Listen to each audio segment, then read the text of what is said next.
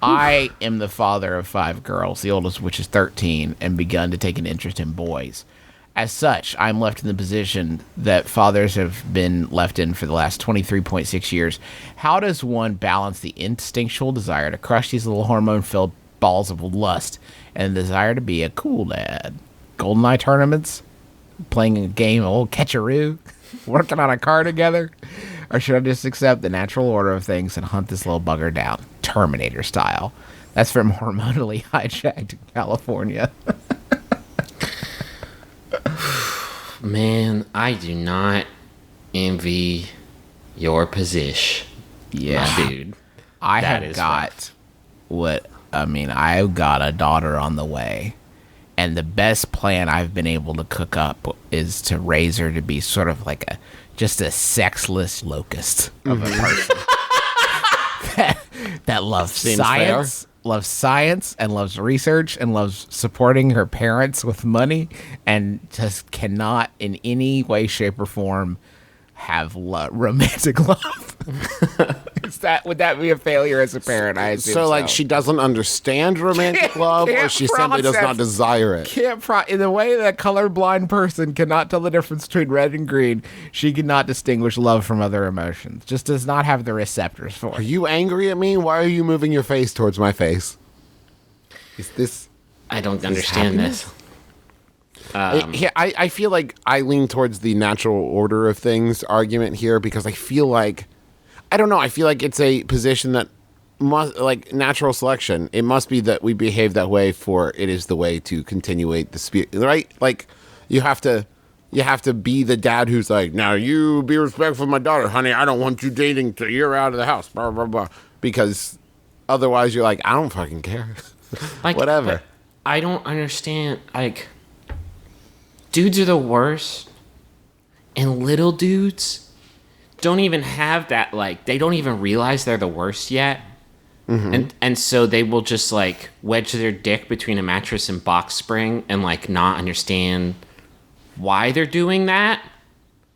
And that is, I don't understand why they're doing that. That's what, because it's just any crevice with surrounding pressure. They're like, I'm gonna just put my dick right in there. Let me throw this out. That's what he's up against. So he's up against, like, basically feral little jizz slugs. Like I've called them that before, and that's what they are. But here's my advice.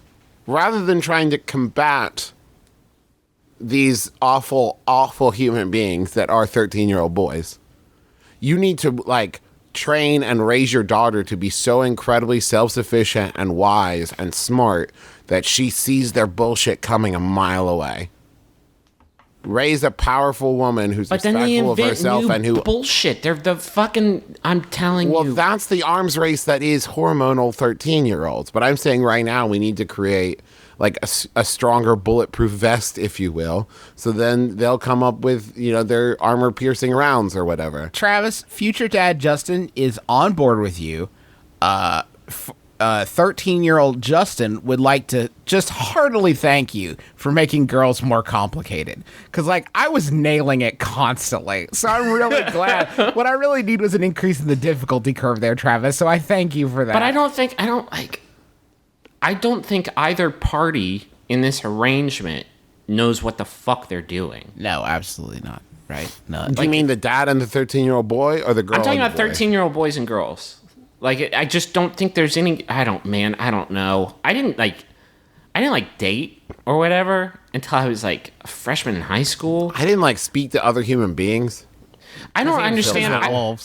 Like, there's a pretty rough patch there between, I would say, 11 and 14, where you are just fucking just going with it, just going with the flow, and then like at 15 it's still a little foggy.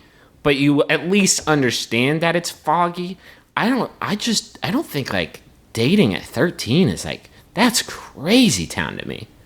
That's like I'm not here to. That's like snowboarding at 110. It's like, that's not an appropriate age to do that. I can't imagine any judgment I'm going to pass here that's not going to come back to bite me on the ass. Like, all I can say is, and this is a guess, a hypothesis, is that the reason this is stressful for you is that it is sort of the beginning of the end of your like training period for this human you've created, and the beginning of the process of them, you know, leaving that training period to become their own person. And I think it's scary right now because you've been in sort of a dry tech period for them as a human where they don't have as many things that they really have to deal with that you can't help them with. And this is the start where they're going to be tested on the training that you've provided them up until this point. And I think you just, the fact that you're like super concerned and on point, you're already ahead of the game, like in the grand scheme of things. I think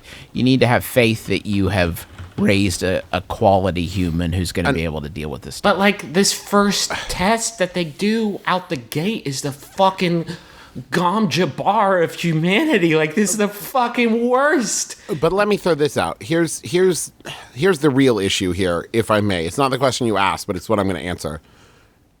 About being like that dad, arms crossed, I don't want you dating, bro. My only fear with that would be that you're creating an environment in which your daughter would be afraid to come to you and ask for advice and ask questions and speak to you in an honest, open way because you're this grumbly, angry about the fact that she likes boys kind of thing. That's not a bad point, Travis. Yeah, whereas what you really need to be is the guy who's open and is willing to talk to her about things and not just shut down like, well, you shouldn't even be dating. You should create an environment in which she feels safe and comfortable talking to you because you are still the best source of advice and information she's got. If someone knows that they have, if someone knows that they have your love and your trust, that's always going to be more powerful than knowing that they're risking your judgment, because otherwise they're just going to see how much they can get away with. The other one, it's like it's the next best thing to be in there. Yeah. Or you could do like we did and take them to church camp. Because that worked pretty good for me for a good long while. I mean, there was a lot of... obviously, we weren't party to this, but there was a lot of fingering going on at church camp.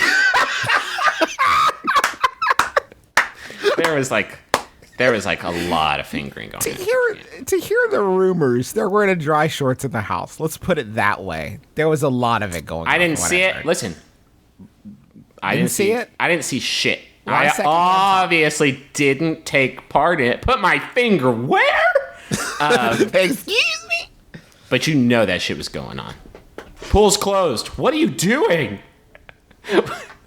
What are you doing here at the pool? It's closed. Oh, fingering. Okay, cool. Bye.